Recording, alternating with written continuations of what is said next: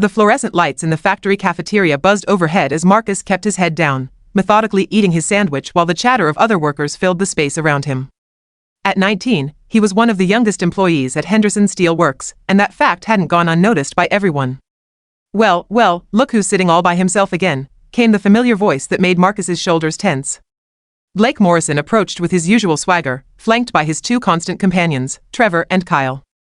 All three were older, seasoned workers who seemed to take pleasure in making Marcus's shifts miserable. Marcus continued eating, not looking up. He'd learned that engaging only made things worse. "You deaf, college boy?"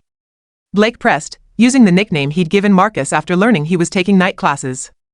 "Or are you just too good to talk to us working folks?" Trevor snickered and deliberately bumped into Marcus's chair as he passed. "Maybe he's writing poetry in that little notebook of his." "What's it this time, Marcus? Love songs?" The notebook in question contained Marcus's engineering sketches and class notes, but explaining that had never helped before. Kyle reached over and flicked a few crumbs from Marcus's table onto his lap. "Oops," Kyle said with mock concern. "Clumsy me." The small crowd of workers nearby kept their conversations going, eyes carefully averted. Marcus had learned not to expect help from his coworkers. Everyone had their own problems, and getting involved with Blake's crew wasn't something anyone wanted to risk. Blake leaned in closer, his voice dropping to a menacing whisper. "You think you're better than us because you got that fancy education? Out here in the real world, books don't mean nothing. Maybe it's time somebody taught you that lesson." The lunch bell rang, saving Marcus from having to respond. As the cafeteria emptied, Blake made sure to shoulder check him on the way out. "This ain't over, college boy," he muttered. The walk home from the factory took Marcus through the industrial district of Pittsburgh, past rows of brick warehouses and empty lots scattered with debris. The November air was sharp with the smell of metal and coal smoke, and his breath formed small clouds as he pulled his jacket tighter. His apartment was in a converted warehouse building, nothing fancy but clean and quiet. More importantly, it was his own space, bought with the money he'd saved from 2 years of factory work. Every dollar went toward either rent or his engineering courses at the community college. It wasn't glamorous, but it was his path forward. As he climbed the exterior stairs to his second-floor unit, Marcus heard the familiar sound of claws clicking on concrete below. Rex, a German Shepherd mix he'd rescued from the streets 6 months ago, emerged from beneath the stairwell where he'd been napping. "Hey, boy," Marcus said softly, reaching down to scratch behind the dog's ears. Rex wasn't officially his. The building didn't allow pets, but Marcus fed him regularly and had built a small shelter in the narrow alley between buildings.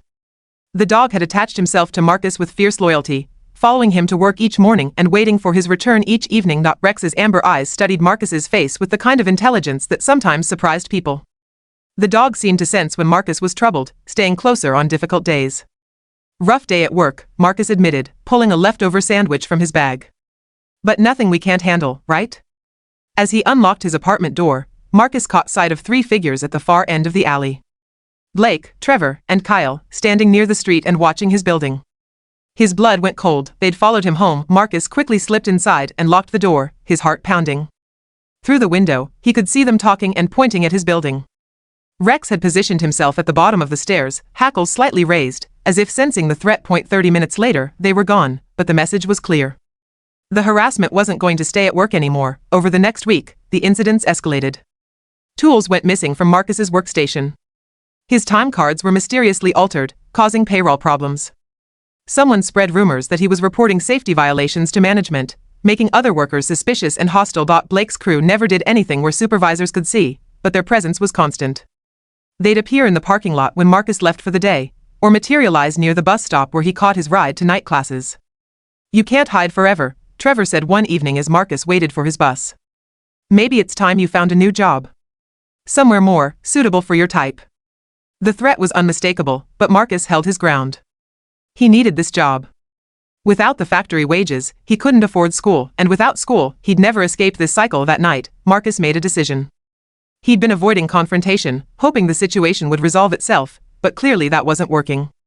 He needed to be prepared to defend himself. The next morning, he stopped by Murphy's boxing gym on his way to work. Danny Murphy, a former steelworker turned trainer, looked Marcus up and down with experienced eyes. "You getting into some trouble, son?"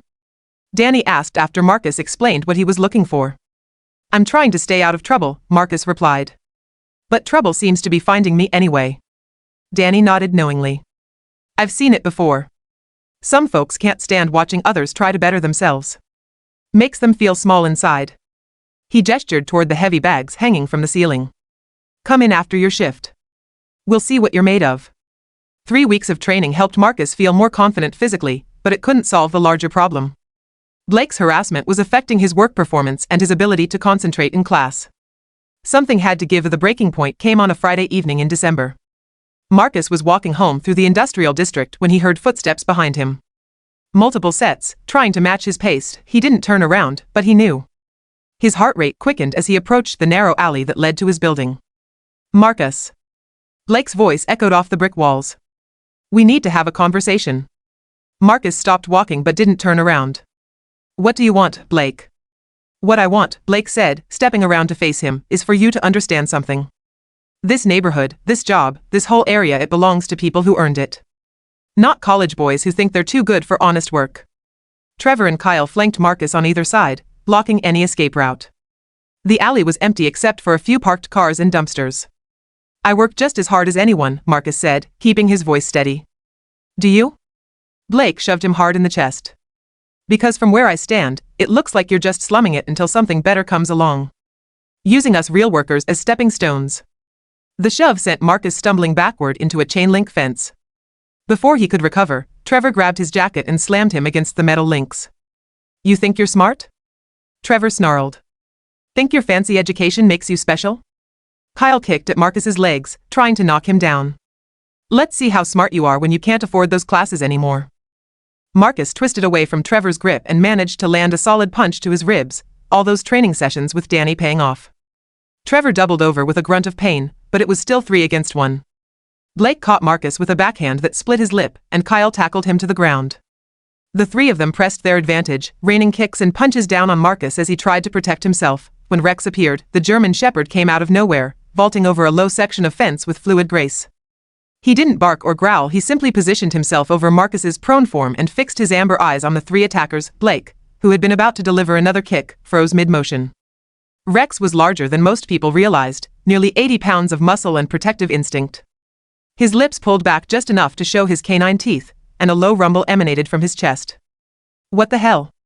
Kyle stumbled backward, looking around for something to use as a weapon. Trevor, still holding his ribs, took a cautious step toward the dog. Rex's head turned to track the movement, his rumble deepening to a growl that seemed to vibrate through the alley. Call him off. Blake demanded, but his voice had lost its earlier confidence. Marcus pushed himself up to a sitting position, Rex maintaining his protective stance. He's not mine to call off, Marcus said, wiping blood from his split lip. He makes his own decisions. Rex took a step forward, and all 3 men backed away. The dog's message was clear, the attack was over. This isn't finished, Blake said, but he was already moving toward the street. Yeah, it is, Marcus replied, getting to his feet. And next time, there won't be any warnings. Marcus spent the weekend nursing his bruises and thinking. The confrontation had solved nothing. If anything, it would probably make Blake's crew more determined. He needed a different approach. On Monday morning, instead of reporting to his workstation, Marcus went directly to the Human Resources office. Sarah Chen, the HR director, listened carefully as he explained the situation and showed her photos of his injuries. This is serious, she said, making notes in a file. Have you reported any previous incidents? I wasn't sure it would help, Marcus admitted. They're careful not to do anything where management can see. Sarah nodded. That's common with workplace bullying. But assault is different. This crosses a legal line. She looked up at him seriously. Are you willing to file formal charges? Marcus hesitated. Filing charges would make the situation official, public. It might also make him even more of a target. Think about it over the weekend, Sarah advised. But Marcus, you have rights. No one should have to tolerate this kind of treatment. That evening, as Marcus was leaving the building, he found Danny Murphy waiting by the parking lot. Heard you had some trouble Friday night, the trainer said without preamble. Word traveled fast in the neighborhood. Marcus nodded. Nothing I couldn't handle. Maybe not, Danny said. But handling it alone and handling it smart are 2 different things. He handed Marcus a business card. Friend of mine. Works for the district attorney's office. Specializes in workplace harassment cases. Marcus took the card.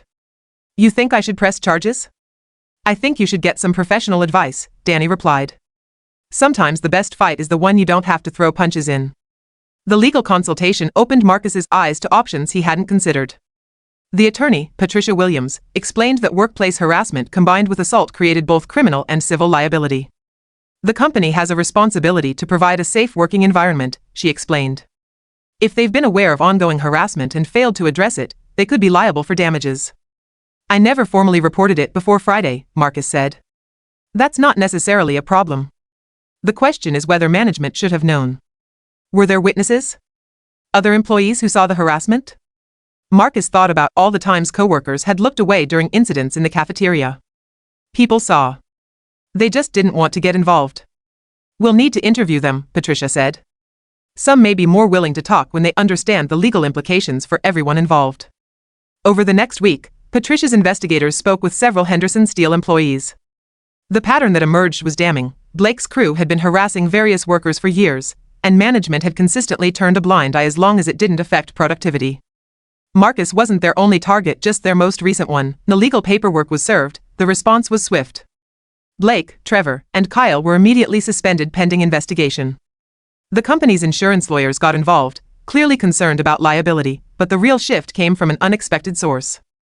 Rex had become something of a neighborhood legend after word spread about the alley incident. The story grew in the telling, how a stray dog had stood up to 3 bullies to protect someone who'd shown him kindness. Local news picked up the story, framing it as a feel-good piece about loyalty and courage. Suddenly, Marcus found himself fielding interview requests and offers of support from complete strangers. It wasn't really about me, he tried to explain to a reporter. Rex just saw someone in trouble and acted. That's what decent, well, beings do. The publicity had an unintended consequence.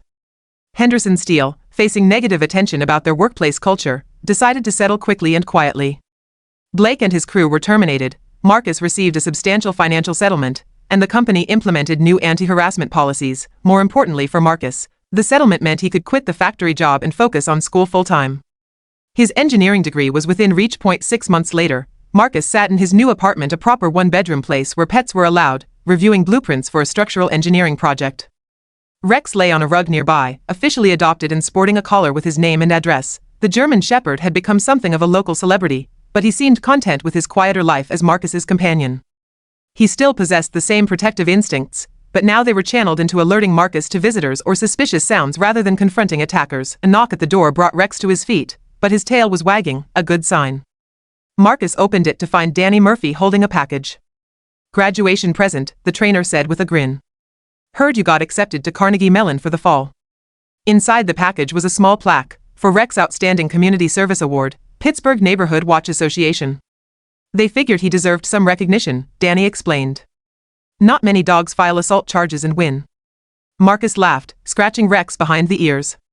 He never did it for recognition. He just saw someone who needed help. As Danny left, Marcus reflected on how much had changed. The scared factory worker who'd been too intimidated to stand up for himself had become someone willing to fight for what was right, not with his fists, but through proper channels that could create lasting change. Rex had shown him that protection didn't have to mean violence. Sometimes the strongest response was simply refusing to back down while finding the right allies to help level the playing field. The lesson had served them both well.